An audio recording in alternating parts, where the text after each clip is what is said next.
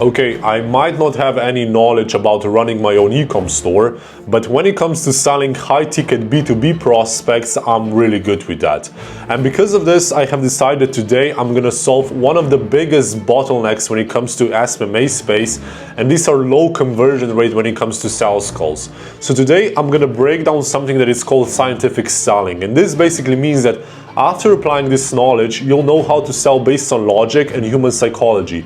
And this will transfer to basically making people think about the stuff that you want them to think about, manipulate with your clients so they truly give you as much money as possible, and even make sure that that crush that you have will fall in love with you, because all of this is simply selling. And I know that right now you're thinking, yeah, you know, this is all BS. And I totally get you, bro, because I thought the same thing when my mentor showed me this. But the more that I apply those principles to my life and my business, the more changes I saw. So I highly suggest, my brother, that you watch till the end, or you can go watch some other YouTube video, bro. I honestly don't care. But I can promise you that for those who stay till the end, will make a lot more money than you right now. So yeah, my brother, without further ado, let's get straight into it so I can give you all the sauce. Okay, so like I said, this is scientific selling. So let's start with the first question. I know it's a basic one, but tell me what even is sales. Like I want that through the whole this lecture, like give yourself answers in the mind so you actually know like how much you know.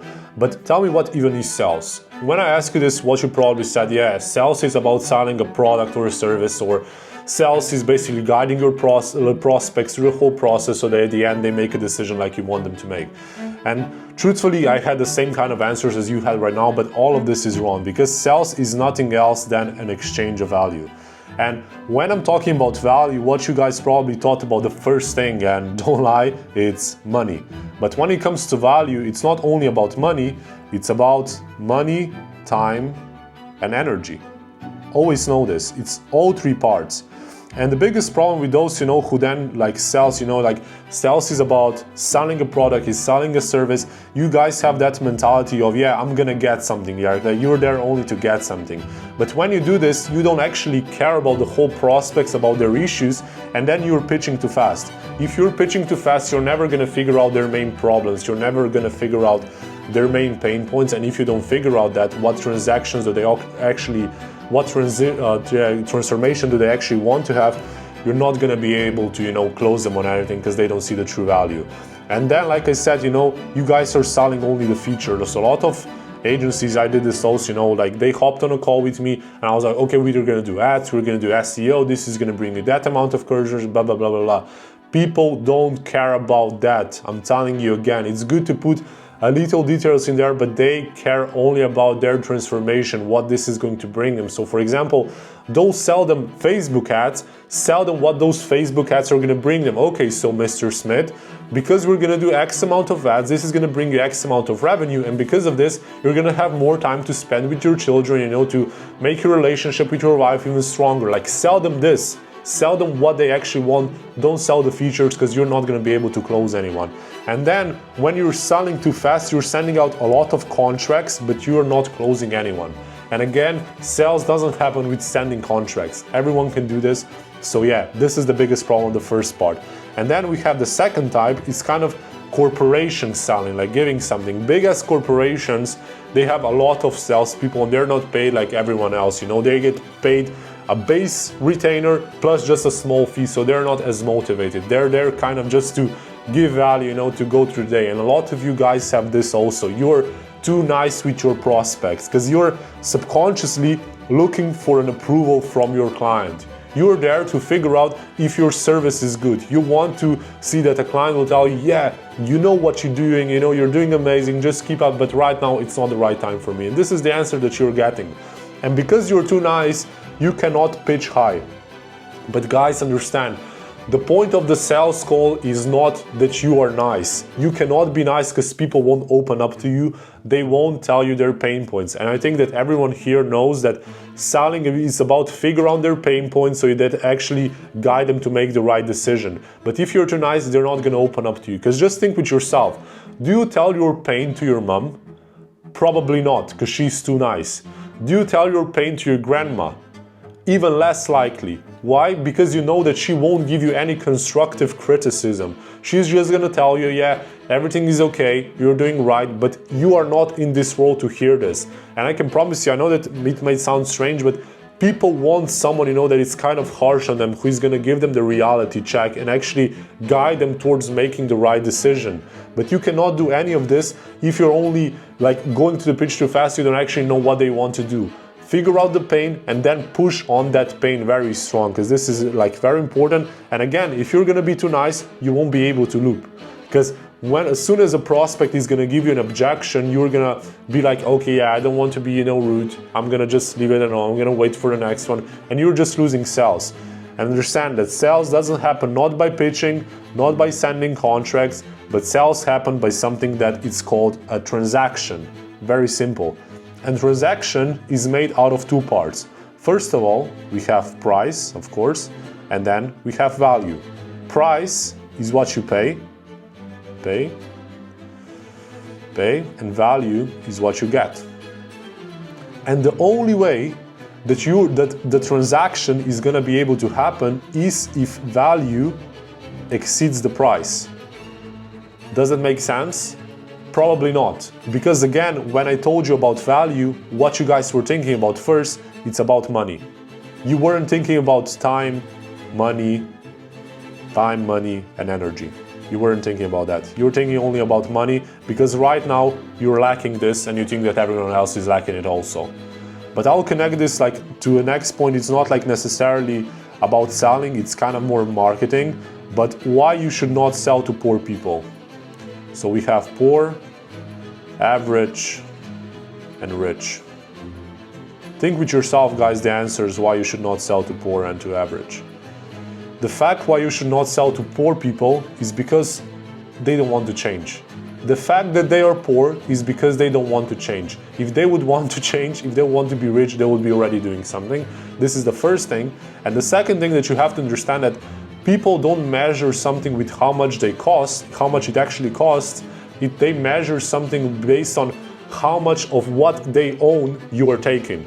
So for example, if you're selling to a rich person and he has 1 million, and you're selling him something for 100K, it's the same if you're selling if the poor guy has 1K and you're selling him something for $100, because you're taking the same kind of percentage. And it's honestly going to be easier for you to close that kind of guy who is a millionaire, because he knows that he can quickly make that 100K. Because poor people, what they want to invest as little as possible, and they want to have massive return. And these are then pain in the ass clients. Because just think with yourself, like for example, Netflix, it costs, I don't know, $10 per month. And on that Netflix, you have so many shows, so many movies. Even if you're whole day in front of the television, you cannot watch everything. So it costs $10, and you still have people asking, is it actually worth it? No matter that they get the whole cinema, they're still asking if it's still worth it. And this is why, guys, don't sell to poor people, because you're not going to be able to move anywhere. This is just kind of like a side tip, but yeah, it's just so you know. Okay, so let's get back to selling. The whole kind of point of selling, it's increasing certainty. Certainty. Basically, you have to increase certainty, and you have to increase certainty about three main areas: you, your company, and your product. If you're not going to increase certainty about all those three areas, you're not going to be able to sell. But also, you have to understand this. This is not the right thing. You have to understand that this is what also, because we have basically something that is called action threshold.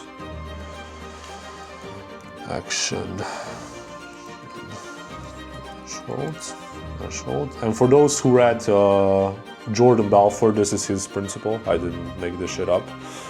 So basically, action threshold is a line after which people are ready to take, some sort of decision. They're ready to take that kind of action. So let's say that at the top we have 10, of course, they're ready to buy immediately, and then they have 1. And in the beginning, in between, we have 1, 2, 3, 4, 5, 6, 7, 8, and of course 10. So what I want you to ask right now, okay, let's say that if a client threshold is at 7. If his action threshold, at the line where he's ready to make a decision, is at 7, should we leave him at 7 or should we increase his certainty to 10? Just think with yourself in your mind. Like, would you leave him here or would you take him up to 10?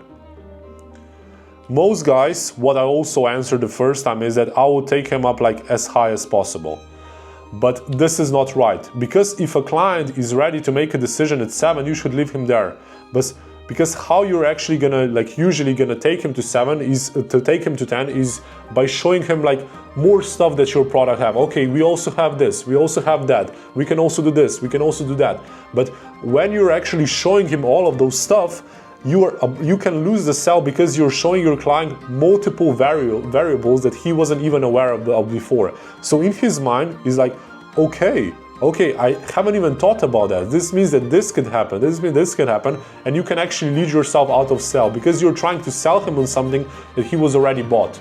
You know, so just leave him at 7. If his action threshold is at 7, leave him at 7. Right now, you're probably thinking, okay, how am I gonna figure out like when he's actually ready to buy? Simply ask him, okay, Mr. Smith, do you have enough information to make a decision right now, you know, to go forward right now? Or are you still looking to find something that you're looking for? Tup, tup, tup, tup, tup. Easy, simple like that. And what you have to understand also is that we have 2 types of certainty, that everyone has to have 2 types of certainty. First of all, it's the emotional one. And then we also have the logical one, logical certainty. Okay, tell me guys, think with yourself, which one is more important, emotional or logical? Probably you guys said that emotional, both, okay, whatever. The thing is, both are very important, but always remember this, people decide based on emotions and they justify it with logic every single time. Just look with yourself and like look with around yourself, the stuff that you have. Did you, like, every single thing that you have, like, you had some sort of, like, not necessarily like had emotional connection, but you justify it with like, okay, it would be good to have this, for example, this camera that I have, okay, it would be good to have this camera because it's gonna make me better videos, whatever. You always buy, okay, yeah, this is good, I'm happy, and then you justify it with logic every single time. So how do we know? Let's say that a client's emotional certainty is at 9, but his logical certainty is at 4. How will we know that he's, okay, we see that he's hype already, but how will we know that his logical certainty is low?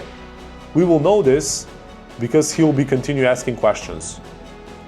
If he's asking questions, this is the only time you know why you should like truly like dig deeper, because he's gonna be selling himself.